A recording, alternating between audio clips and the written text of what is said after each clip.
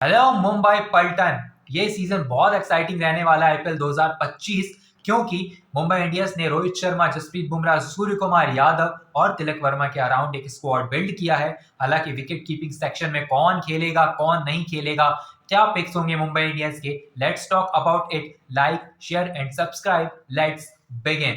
अगर बात करूं मुंबई इंडियंस फ्रेंचाइज की, दे आर विनर्स। अगर विनर्स की बात करें तो विनर माइंडसेट के साथ ऑक्शन में भी आते हैं। जिस तरीके का ऑक्शन रहा है, बहुत अच्छा ऑक्शन रहा है। अगर मैं गेंदबाजों की बात कर लूं तो यहाँ पर उन्होंने जसप्रीत बुमराह के अराउंड दीपक चाहर को खरीदा है 9.5 करोड़ में। चेन्नई सुपर किंग्स के बहुत सारे फैंस यहाँ पर ये सोच रहे हैं कि हमारा जो प्लेयर है दीपक चाहर, जो कि बॉल को इन एंड आउट स्विंग करना जानता था, उसे मुंबई इंडियंस ने खरीद लिया। और अगर बात करूं ट्रेंट बोल्ट की, राजस्थान रॉयल्स में थे, बहुत अच्छा लग रहा था राजस्थान को, उन्हें छोड़ दिया और अब वापस आए हैं मुंबई इंडियंस में। तो अब कमाल तो बनता है ना। और जिस तरीके की गेंदबाजी फाइनल में करी थी दिल्ली कैपिटल्स के अगेंस्ट, वो आप सबको याद है मुंबई इंडियंस के लिए ट्रेंट बोल्ट ने। अगर मैं बात करूं अश्विनी कुमार की, रीस टॉपली की, यहाँ पर सत्यनारायण राजू, अर्जुन तेंदुलकर, लेजार्ड विलियम्स। फिर भी अगर मैं देखूं तो बहुत सारे बॉलर्स ऐसे यहाँ पर दिखाई देते हैं जो कि ग्रो करेंगे अंडर मुंबई इंडियंस। जो कि यहाँ इन सारे बॉलर्स में से आपको कोई एक बॉलर ऐसा दिखाई देगा जो मुंबई इंडियंस की तरफ से खेलेगा। और जिस तरीके से जसप्रीत बुमराह को बिल्ड किया है उन्होंने, एक बॉलर वो फिर से बिल्ड करने वाले इस सीजन। ये पॉइंट नोट कर लीजिए अपनी डायरी में। आज मैं कह रहा हूं एक ना एक बॉलर इस मुंबई इंडियंस स्क्वाड में से एस्टेब्लिश होने वाला है। Trent Boult, Jasprit Bumrah, Deepak Chahar, 3 enough है। लेकिन अगर गेंदबाजी वाली पिच होती है तेज गेंदबाजों के लिए, तो आपको शायद अश्विनी कुमार, सत्यनारायण राजू में से कोई एक खेलता हुआ दिखाई देगा, क्योंकि अर्जुन तेंदुलकर के चांसेस बहुत कम दिखाई देते हैं मुझे। स्पिनर्स की बात करूं, अल्लाह गजनफर खरीदा हुआ है, करण शर्मा है यहाँ पर, मिचेल सैंटनर है। करण शर्मा एक्सेप्शनल टैलेंट। मैं बात करूं करण शर्मा की, एक्सपीरियंस्ड है। एक्सेप्शनल क्यों कह रहा हूं, आपने आरसीबी का वो मुकाबला देखा होगा पिछले सीजन केकेआर के अगेंस्ट। मैच जिताने के लिए जा रहे थे भाई साहब, वो भी बल्लेबाजी से। गेंदबाजी से तो कमाल करते ही हैं, लेकिन बल्लेबाजी से जिस तरीके का टेम्परामेंट दिखाया था पिछले सीजन, वो काबिल तारीफ था। मिचेल सेंटनर अगेन, सीएसके यही सोच रही है, दीपक चाहर को भी ले गए भाई, मिचेल सेंटनर को भी ले गए, अच्छा किया। मुंबई इंडियंस में थे पहले अगर दीपक चाहर। और अगर मैं बात करूं दीपक चाहर की, तो Deepak Chahar is a bowler जो कि वानखेड़े की पिच पर ट्रेंट बोल्ट हो, दीपक चाहर हो, जसप्रीत बुमराह हो, यार सामने वाली टीम को 150 भी स्कोर करने नहीं देने वाले हैं लोग। पावर प्ले की अगर बात करूं तो 50 क्रॉस कर जाए ना कोई टीम, तो उसकी बैटिंग एक्सेप्शनल है, ये समझ लीजिएगा। मुझे अगर कोई टॉप ऑर्डर यहाँ पर दिखाई दे रहा है जो कि ऐसा कुछ कर सकता है, वो वहां पर शायद क्विंटन डिकॉक होंगे। क्यों बताऊं, क्योंकि इस सीजन में केकेआर ने बहुत अच्छा ऑप्शन तो नहीं गया, बट क्विंटन डिकॉक को लेकर बहुत अच्छा गया। अगर ओपनिंग में रन बन गए तो बन गए, वरना मिडिल ऑर्डर थोड़ा सा कच्चा दिखाई देता है। वैसे अगर मैं बात करूं मुंबई इंडियंस की, तो मुंबई इंडियंस का जो स्क्वाड है, यहाँ पर गेंदबाजी जिस तरीके की होने वाली है, that will be next level. उन्हें कोई और बॉलर चाहिए ही नहीं, ये 3 बॉलर एस्टेब्लिश्ड हैं। दीपक चाहर है, जसप्रीत बुमराह है, ट्रेंट बोल्ट है। अब उन्हें एक बॉलर बिल्ड करना है, वो उनकी चॉइस है। अगर बात करूं ऑलराउंडर सेक्शन की, हार्दिक पांड्या 4 ओवर डालेंगे अपने। Hardik Pandya as an allrounder is a good choice. अगर मैं बात करूं यहाँ पर कप्तानी की, कप्तानी करने वाले हैं फिर से इस सीजन में। और अगर बात करूं यहाँ पर नमन धीर की, तो नमन धीर को वापस लिया है। नमन धीर के ऊपर बहुत भरोसा किया है आरटीएम करके, बहुत सारी टीमें उनके पीछे जा रही थी। लेकिन अगर बात करें विल जेक्स की, विल जेक्स स्पिनिंग ऑप्शन भी है, आपको पता है। और अगर 1-2 ओवर डालने की जरूरत पड़ी, विल जेक्स थोड़ी सी फिरकी घुमा सकते हैं वहां पर।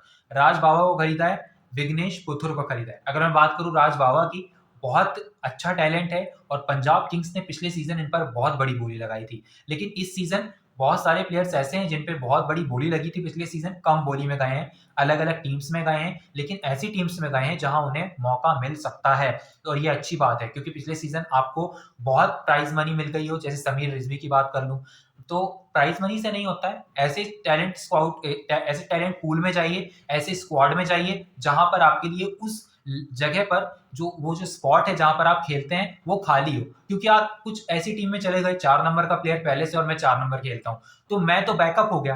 अब वो प्लेयर अगर इंजर्ड नहीं होता है अनफॉर्चुनेटली, तो तभी मेरे को चांस मिलेगा जब वो इंजर्ड होगा। मुझे चांस मिलता भी है, तो मुझे चांस उस बेस पर मिलेगा कि अगर मैं एक मुकाबला या 2 मुकाबले में प्रदर्शन नहीं करता हूं, तो मुझे टीम निकाल देगी। तो सीधी सी बात यही है कि आप ऐसे स्क्वाड में जाइए जिस स्क्वाड में आपके उस स्पॉट की वैल्यू हो और उस स्पॉट की जगह खाली हो, वो स्पॉट ही खाली हो आपके लिए कि आप बल्लेबाजी भी कर लें, गेंदबाजी भी कर लें।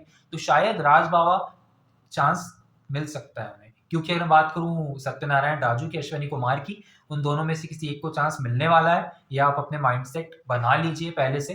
राज Bawa is a great pick again. अगर मैं बात करूं यहाँ पर नमनधीर की, पूरे के पूरे मैचेस खेलने वाले हैं। अगर पूरे मैचेस नहीं खेलते हैं, 10 मुकाबले जरूर खेलेंगे अराउंड। अब यहाँ पर देख लेते हैं कि टॉप 11 क्या होने वाली है इनकी, क्योंकि जो 11 होगी उस पर डिपेंड करेगा कि मुंबई इंडियंस कितना आगे जाएगी इस सीजन में। मुझे वो टॉप 4 में दिखाई देते हैं फिलहाल।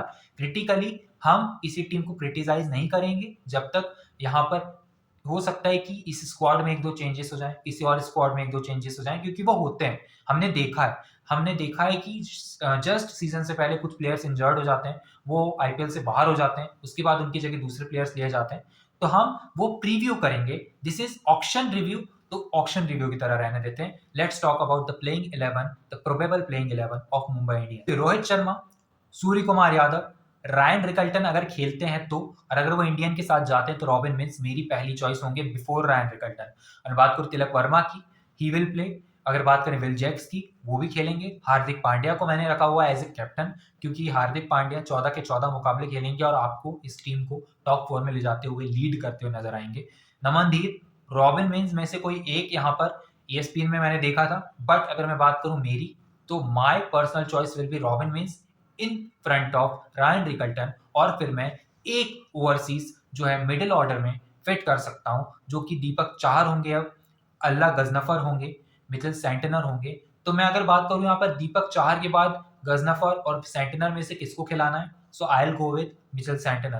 कर्ण शर्मा है, जसप्रीत बुमराह है, ट्रेंट बोल्ट है। अगर बात करें इस स्क्वाड की, विल जेक्स आपको जरूर दिखाई दे रहे हैं, रायन रिकल्टन दिखाई दे रहे हैं, आपको यहाँ पर दिखाई दे रहे हैं मिचेल सेंटनर, और आपको दिखाई दे रहे हैं ट्रेंट बोल्ट। 4 ओवरसीज हो गए। अगर बात करें यहाँ पर, ये नहीं खेलते हैं रायन रिकल्टन, और इनकी जगह खेल जाते हैं रॉबिन मिंस। और मैं अगर बात करूँ इस स्क्वाड की, इसमें फिर भी दम है, क्योंकि रॉबिन मिंस को आप ट्राई करिए रोहित शर्मा के साथ, बहुत अटैकिंग क्रिकेट खेलते हैं, बहुत अच्छी क्रिकेट खेलते हैं। अगर बात करें यहाँ पर नमनदीर की, उन्हें भी परमानेंट रखिए। और अगर बात करें अल्लाह गजनफर की, उन्हें खिलाइए। आप अगर उन्हें नहीं खिलाते हैं तो that will be the choice, क्योंकि आपके पास ज्यादा ओवरसीज पिक्स है नहीं। लिजर्ड विलियम्स तभी खेल सकते हैं जब वहां पर गेंदबाजी की बहुत सूटेबल पिच हो। अगर बात करें स्क्वाड की, तो ओवरऑल ये स्क्वाड डिजर्व करता है 8, क्योंकि 10 में से 8 पॉइंट देना बनता है। 8.5 इसीलिए नहीं क्योंकि इतना भी एक्सेप्शनल कुछ नहीं किया है। मैं बात करूं अगर ओवरसीज टैलेंट्स की, गेंदबाजी बहुत स्ट्रांग है, बल्लेबाजी में थोड़ा सा लैग कर रही है टीम। सूर्य कुमार यादव, रोहित शर्मा, तिलक वर्मा और हार्दिक पांड्या पे पूरी तरीके से डिपेंड करती है। मिडिल ऑर्डर की अगर बात करूं, मिचेल सेंटनर जो है स्पिनिंग डिपार्टमेंट अकेले संभाल लेंगे, मुझे पूरा विश्वास है। मिडिल ऑर्डर की बात करूं तो हार्दिक पांड्या के ऊपर पूरा डिपेंड दिखाई देता है। कोई एक ऐसा प्लेयर नहीं दिखाई देता है जो कि एक्सेप्शनल है, जो कि पूरे 20 ओवर तक खेलने का दारोमदार रखता है। विल जेक्स भी नहीं, क्योंकि विल जेक्स एक मैच का वंडर है। वो एक मुकाबला जिता देंगे, 2 मुकाबले जिता देंगे, ज्यादा से ज्यादा 3 मुकाबले जिता देंगे, उससे ज्यादा आप उनसे उम्मीद नहीं रख सकते हैं। बाकी रोहित शर्मा, सूर्य कुमार यादव जिस दिन चलते हैं, उस दिन वो मुकाबला मुंबई इंडियंस का होता है। ट्रेंट बोल्ट, जसप्रीत बुमराह और Deepak Chahar are enough to stop the opponent at 100 और 100 के अंदर भी पैक कर सकते हैं किसी भी टीम को। ऐसी गेंदबाजी है मुंबई इंडियंस की। Thank you so much for watching. I will meet you in the next video which will be on the Gujarat Titans led by Shubman Gill. Thank you so much.